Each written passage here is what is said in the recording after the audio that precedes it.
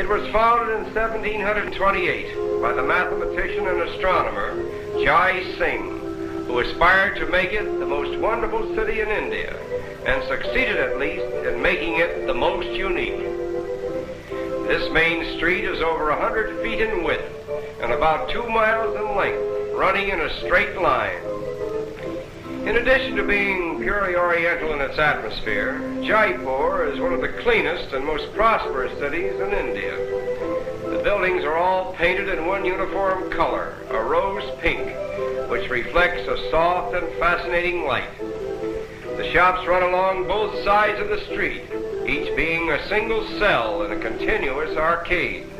The roofs seem to provide a habitation for goats, and more particularly for monkeys, who skip about from window to window, helping themselves to anything and everything that suits their fancy. Perhaps there is no place in the world where birds and beasts live in closer proximity with mankind than they do here in Jaipur. The reason for this may be due to the fact that the Jain religion, a more orthodox branch of Hinduism which thrives here, prohibits the injuring or killing of anything that lives in flesh. The adherents of this religion, numbering about 1 million of India's population, would not so much as lift a finger to brush a fly or an insect from their baby's eyes. Moreover, the Jains actually support beast hospitals where old or lame animals are housed and fed. These little tick birds, however, are not so religious, for their diet consists of the ticks and insects which inhabit the skins of dumb beasts. It is remarkable to note how little fear the animals and birds seem to have of each other, or of the human life that moves about them. Aside from the extremes of religious fanaticism, this kindness to dumb animals seems to reflect itself upon the people of Jaipur, for they are of a contented and peaceful nature, living in a sort of bovine resignation to life as it chooses to deal with them and all that lives around them.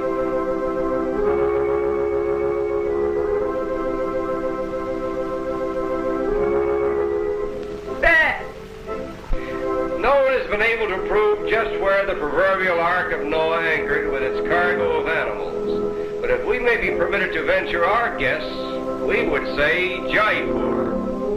For nowhere else in the world have we seen so many different types of animals mingling so freely with mankind.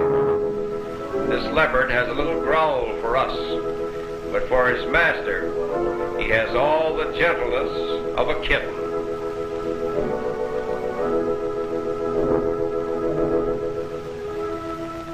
On the road to Amber, the former capital of Jaipur, we are reminded of the facetious remark, "When better bullock carts are built, India will build them."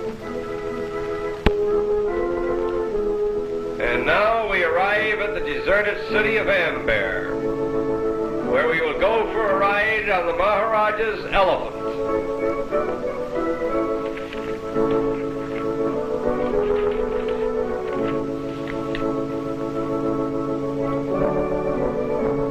The approach to the Maharaja's palace on the back of one of his elephants lends an atmosphere to the journey that is typical of India.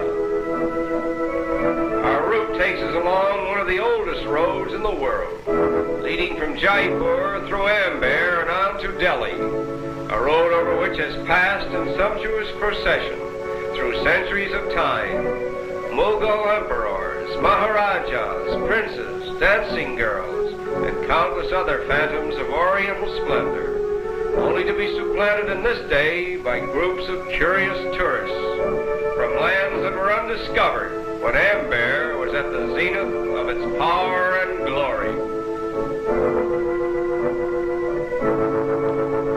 After a short journey, we come within view of Amber Palace, built about 400 years ago and abandoned in 1728, when the whole court of the Maharaja moved to Jaipur. There are several of these deserted palaces throughout India, which were built at enormous cost and and then suddenly abandoned by the whim of an extravagant ruler who apparently enjoyed the thrill of building new palaces and new cities. The silence and repose of Amber is now emphasized by the wild peacocks, which are prone to inhabit the abandoned habitats of men. The grounds of the palace also provide a haunt for wild monkeys. It seems strange that with his uncanny resemblance to man, the monkey should have found almost no use in connection with human life, save to satisfy curiosity and to provide certain bits of information in man's search for the so-called missing link.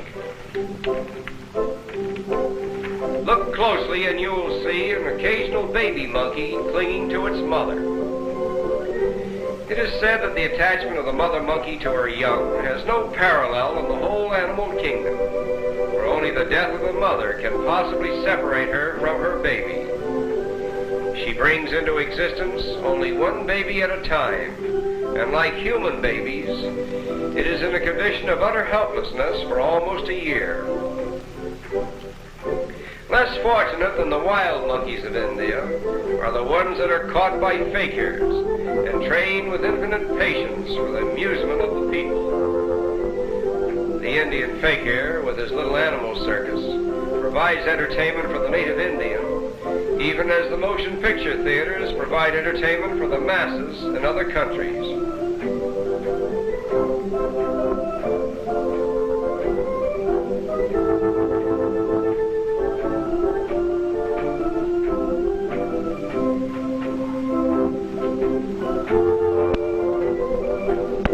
Attention!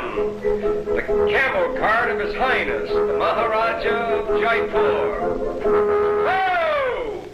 Of all the strange accidents, imagine a couple of camels dropping in on you during your Sunday drive. Fortunately, no one was seriously injured. After a moment of adjustment, the automobile and the camel cart go their respective ways, little the worse for their experience. Nevertheless, this strange accident illustrates with a moral the fact that automobiles are out of place in Jaipur. Somehow it seems a pity that one little remote corner of the earth, where man and bird and beast live in perfect harmony with each other, could not be spared the encroachments of the machine age. And it is with this thought that we say farewell to colorful Jaipur.